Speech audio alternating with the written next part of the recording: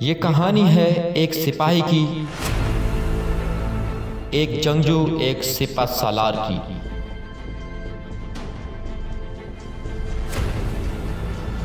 ہزاروں دشمنوں پر غالب اسلام کا بہترین سپہ سالار خالد بن ولید۔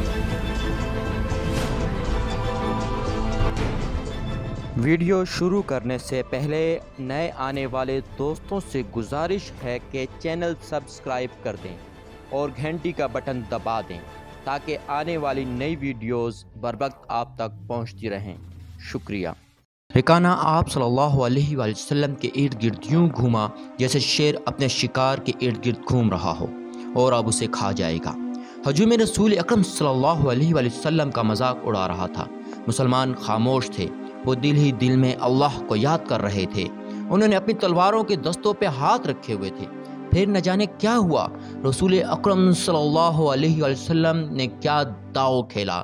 ابن اسیر کہتا ہے کہ آپ صلی اللہ علیہ وآلہ وسلم نے رکانہ کو اٹھا کر زمین پر پٹک دیا۔ رکانہ زخمی شیر کی طرح اٹھا اور غرا کر آپ صلی اللہ علیہ وسلم پر حملہ آور ہوا۔ آپ صلی اللہ علیہ وآلہ وسلم نے پھر وہی داؤ کھیلا اور اسے پٹک دیا۔ وہ اٹھا تو آپ صلی اللہ علیہ وآلہ وسلم نے اسے تیسری بار بھی پٹکا۔ بھاری بھرکم جسم 3 بار پٹکا گیا تو کشتی جاری رکھنے کے قابل نہ رہا۔ رکانہ سر جھکا کر اکھاڑے سے نکل گیا۔ ہجوم پر سناٹا طاری ہو گیا اور مسلمان ننگی تلواریں اور برچھیاں ہوا میں لہرا لہرا اور اچھال اچھال کر نعرے لگا رہے تھے۔ چچا رکانہ، رسول اللہ صلی اللہ علیہ وآلہ وسلم نے للکار کر کہا، اپنا وعدہ پورا کرو اور یہیں اعلان کر کہ آج سے تو مسلمان ہے۔ رکانہ نے قبول اسلام سے صاف انکار کر دیا۔ یہ طاقت جسمانی نہیں تھی۔ خالد نے نخلستان میں لیٹے لیٹے اپنے آپ سے کہا، رکانہ کو یوں 3 بار پٹکنا تو دور کی بات ہے، اسے کوئی پچھاڑ بھی نہیں سکا تھا۔ رسول اللہ صلی اللہ علیہ وآلہ وسلم کا تصور خالد کے ذہن میں نکھر آیا۔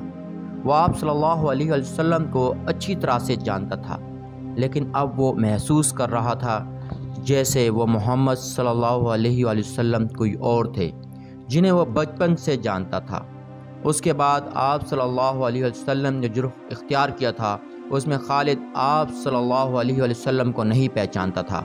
نبوت کے دعوے کے بعد خالد کی آپ صلی اللہ علیہ وآلہ وسلم کے ساتھ بول چال بند ہو گئی تھی۔ وہ آپ صلی اللہ علیہ وآلہ وسلم کے ساتھ 2 ہاتھ کرنا چاہتا تھا، لیکن وہ رکانہ کی طرح پہلوان نہیں تھا۔ وہ میدان جنگ میں لڑنے والا اور لڑنے والوں کی قیادت کرنے والا جنگجو تھا، لیکن اس وقت مسلمان فوج کی صورت میں لڑنے کے قابل نہیں تھے۔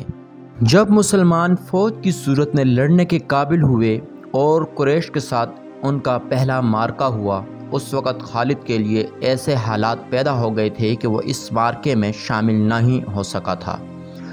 اسے بہت افسوس تھا۔ یہ معرکہ بدر کا تھا، جس میں 313 مجاہدین اسلام نے 1000 قریش کو شکست دی تھی۔ خالد دانت پیستا رہ گیا تھا، لیکن اس روز جب وہ اس نخلستان میں لیٹا ہوا تھا، اسے خیال آیا کہ 313 نے 1000 کو کس طرح شکست دے دی۔ اس نے شکست کھا کے آنے والوں سے پوچھا تھا کہ مسلمانوں میں وہ کون سی خوبی ہے جس نے انہیں فتح یاب کیا تھا۔ خالد اٹھ بیٹھا اور انگلی سے ریت پر بدر کے میدان کی خد و خال بنا کر قریش اور مسلمانوں کی پوزیشنیں اور مارکے کے دوران دونوں کی چالوں کی لکیریں بنانے لگا۔ باپ نے اسے فن حرب و ضرب کا ماہر بنا دیا تھا۔ بچپن میں اسے گھڑ سواری سکھائی، لڑکپن میں اسے اکھڑ اور منہ زور گھوڑوں کو قابو میں لانے کے قابل بنایا۔ نوجوانی میں وہ شاہ سوار بن چکا تھا، شتر سواری میں بھی وہ ماہر تھا۔ اس کا باپ ہی اس کا استاد تھا۔ اس نے خالد کو نہ صرف سپاہی بلکہ سالار بنایا تھا۔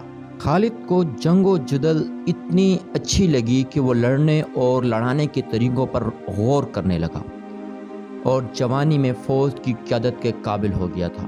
اسے بدر کی لڑائی میں شامل نہ ہو سکنے کا افسوس تھا اور وہ انتقام کے طریقے سوچتا رہتا تھا، لیکن اب اس کی سوچوں کا دھارا اور طرف چل پڑا تھا۔ مکہ سے روانگی سے کچھ عرصہ پہلے سے وہ اس سوچ میں کھو گیا تھا کہ رسول اکرم صلی اللہ علیہ وآلہ وسلم نے رکانہ پہلوان کو 3 بار پٹخا تھا۔ بدر میں آپ صلی اللہ علیہ وآلہ وسلم نے محض 313 مجاہدین سے 1000 کو شکست دی۔ یہ کوئی اور ہی قوت تھی، لیکن بدر کے مارکے کے بعد اس کے دل میں مسلمانوں کے خلاف انتقام کی آگ سلگ رہی تھی۔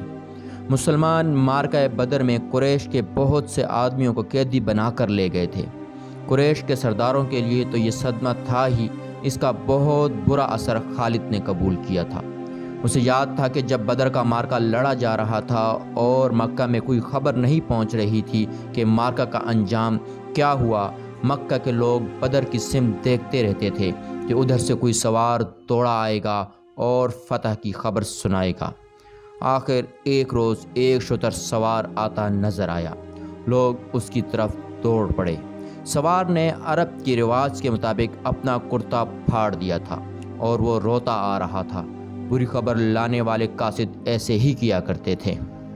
وہ جب لوگوں کے درمیان پہنچا تو اس نے روتے ہوئے بتایا کہ اہل قریش کو بہت بری شکست ہوئی ہے۔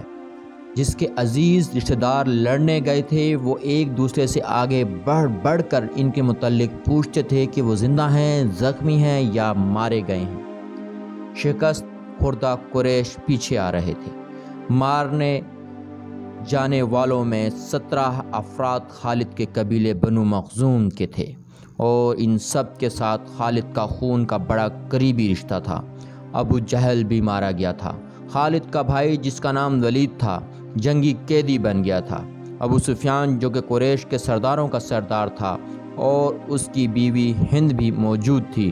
کچھ میرے باپ اور میرے چچا کے متعلق بتا اے قاصد۔ ہند نے پوچھا، تمہارا باپ عتبہ علی اور حمزہ کے ہاتھوں مارا گیا ہے، قاصد نے کہا، اور تمہارے چچا شیبہ کو اکیلے حمزہ نے قتل کیا ہے، اور تمہارا بیٹا حنظلہ علی کے ہاتھوں مارا گیا ہے۔ ابو سفیان کی بیوی ہند نے پہلے تو علی اور حمزہ کو بلند آواز سے برا بھلا کہا، پھر بولی، اللہ کی قسم میں اپنے باپ اور اپنے چچا اور اپنے بیٹے کے خون کا بدلہ لوں گی۔ ابو سفیان پر خاموشی طاری تھی۔ خالد کا خون کھول رہا تھا۔ قریش کے 70 آدمی مارے گئے تھے، اور جو جنگی قیدی ہوئے تھے ان کی تعداد بھی اتنی ہی تھی۔ خالد اٹھا، دری جھاڑ کر لپیٹی اور گھوڑے کے ذہن کے ساتھ باندھ کر سوار ہوا اور مدینے کے سمت چل پڑا۔ اس نے ذہن کو یادوں سے خالی کر دینا چاہا، لیکن اس کا ذہن مدینے پہنچ جاتا جہاں رسول اللہ صلی اللہ علیہ وآلہ وسلم تھے اور جو تبلیغ اسلام کا مرکز بن گیا تھا۔ آپ صلی اللہ علیہ وآلہ وسلم کا خیال آتے ہی اس کا ذہن پیچھے چلا جاتا اور اسے وہ منظر دکھاتا جس کے خالق حضور صلی اللہ علیہ وآلہ وسلم تھے۔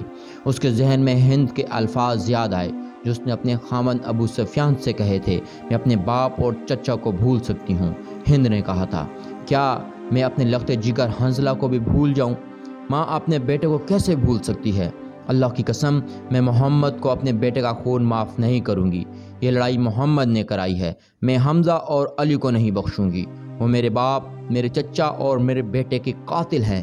میرے خون کو صرف میرے بیٹے کا قتل گرما رہا ہے۔ ابو سفیان نے کہا تھا، مجھ پر اپنے بیٹے کے خون کا انتقام فرض ہو گیا ہے۔ میں سب سے پہلے یہ کام کروں گا کہ محمد کے خلاف زبردست فوج تیار کر کے اسے آئندہ لڑنے کے قابل نہیں چھوڑوں گا۔ مشہور مورخ اور واقعہ نگار واقدی لکھتا ہے کہ اگلے ہی روز ابو سفیان نے تمام سرداروں کو بلایا۔ ان میں زیادہ تعداد ان سرداروں کی تھی جو کسی نہ کسی وجہ سے جنگ بدر میں شریک نہیں ہو سکے تھے، اور ان میں سے ہر ایک کا کوئی نہ کوئی عزیز اس جنگ میں مارا گیا تھا۔ سب انتقام کا ارادہ لے کر اکٹھے ہوئے تھے۔ کیا مجھے زیادہ باتیں کرنے کی ضرورت ہے؟ ابو سفیان نے کہا، میرا اپنا جوان بیٹا مارا گیا ہے، اگر میں انتقام نہیں لیتا تو مجھے جینے کا کوئی حق نہیں ہے۔ سب ایک ہی بار بولنے لگے۔ وہ اس پر متفق تھے کہ مسلمانوں سے بدر کی شکست کا انتقام لیا جائے، لیکن آپ میں سے کوئی بھی اپنے گھر میں نہ بیٹھا رہا۔ خالد نے کہا، بدر میں ہم صرف اس لیے ذلت میں گھرے کہ سردار گھروں میں بیٹھے رہے اور ان لوگوں کو لڑنے بھیج دیا جو قریش کی عظمت کو نہیں سمجھتے تھے۔ کیا میرے باپ کو بھی قریش کی عظمت کا خیال نہ تھا؟ خالد کے چچا زاد بھائی اکرمہ جو ابو جہل کا بیٹا تھا برہم ہوتے ہوئے کہا، کیا صفوان بن امیہ کے باپ کو بھی قریش کی عظمت کا خیال نہ تھا؟ تم کہاں تھے؟ الولید کے بیٹے، ہم یہاں ایک دوسرے سے لڑنے کے لیے اکٹھے نہیں ہوئے۔ ابو سفیان نے کہا، خالد تمہیں ایسی بات نہیں کہنی چاہیے تھی جس سے کوئی اپنی بے عزتی محسوس کرے، ہم میں سے کوئی بھی عزت والا نہیں رہا۔ خالد نے کہا، ہم سب اس وقت تک بے عزت رہیں گے جب تک ہم محمد صلی اللہ علیہ وآلہ وسلم اور اس کے چیلوں کو ہمیشہ کے لیے ختم نہیں کر دیتے۔ مجھے اپنے گھوڑے کی سموں کی قسم، میرے خون کی گرمی نے میری آنکھیں جلا دی ہیں۔ ان آنکھوں کو مسلمانوں کا خون ٹھنڈا کر سکتا ہے۔ میں پھر کہوں گا کہ اب سردار آگے ہوں گے اور میں جانتا ہوں کہ میدان جنگ میں کہاں ہوں گا، لیکن جنگ میں ہمارا جو سردار ہوگا میں اس کے حکم کا پابند رہوں گا، اور اگر میں سمجھوں گا کہ مجھے سردار نے ایسا حکم دیا ہے جو ہمیں نقصان دے گا تو میں ایسا حکم نہیں مانوں گا۔ سب نے متفقہ طور پر ابو سفیان کو اپنا سردار مقرر کیا۔ اس سے ایک روز پہلے اہل مکہ کا ایک قافلہ فلسطین سے مکہ واپس آیا تھا۔ یہ تجارتی قافلہ تھا۔ مکہ کے باشندوں خصوصاً قریش کے ہر خاندان نے اس تجارت میں حصہ ڈالا تھا۔ اس قافلے میں کم و بیش 1000 اونٹ تھے، اور جو مال گیا تھا اس کی مالیت 50,000 دینار تھی۔ قافلے کا سردار ابو سفیان تھا، جس نے 50,000 دینار منافع کمایا تھا۔ قافلے سے واپسی کا راستہ مدینے سے گزرتا تھا۔ مسلمانوں کو پتہ چل گیا، انہوں نے پورے قافلے کو گرفتار کرنے کا ارادہ کیا اور ایک مقام پر قافلے کو گھیرے میں لے لیا۔